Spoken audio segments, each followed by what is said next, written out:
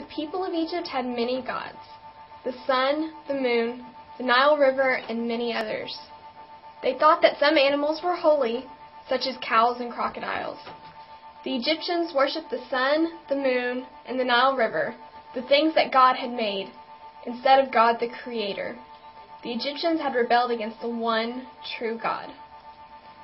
Moses and Aaron went to Pharaoh to tell him that God wanted him to free the Israelites. To show God's power to Pharaoh, Aaron threw his walking stick on the floor.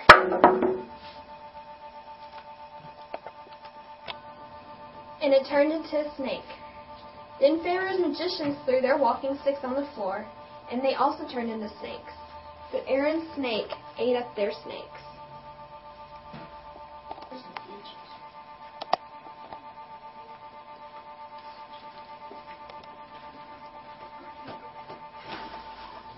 Moses and Aaron did many other miracles to show to Pharaoh the power of God.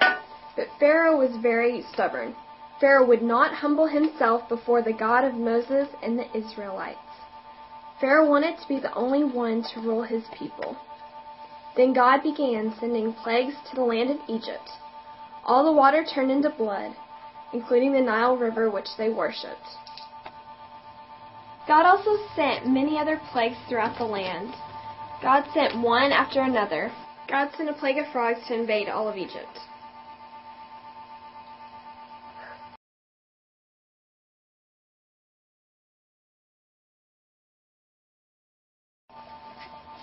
God also sent a plague of lice,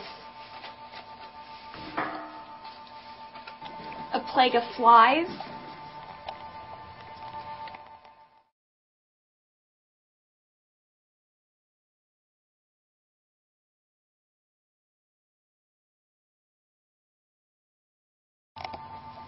He sent boils which covered the bodies of the people.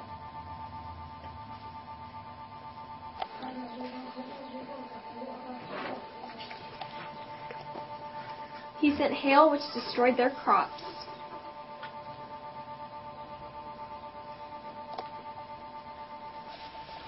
Locusts.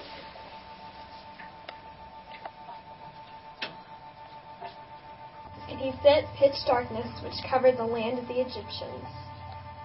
But Pharaoh still would not let the Israelites go. Finally, Pharaoh told Moses that he had sinned against God and Moses. Now Moses thought that the people would be freed, but Pharaoh's heart was hardened again. Then God told Moses that on a certain day he would pass through the land, and that an angel would kill the firstborn of all the people and animals in the land of Egypt.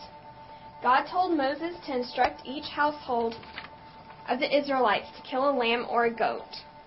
All of the meat would have to be eaten in that one night.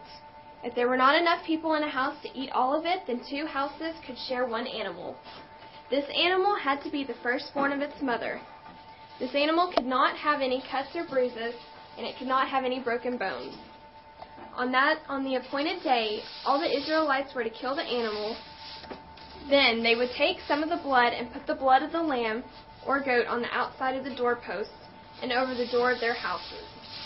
God said on that night that he would pass through the land, and if he saw blood on the door of the house, he would not permit the angel of death to kill the firstborn child or animal of that household.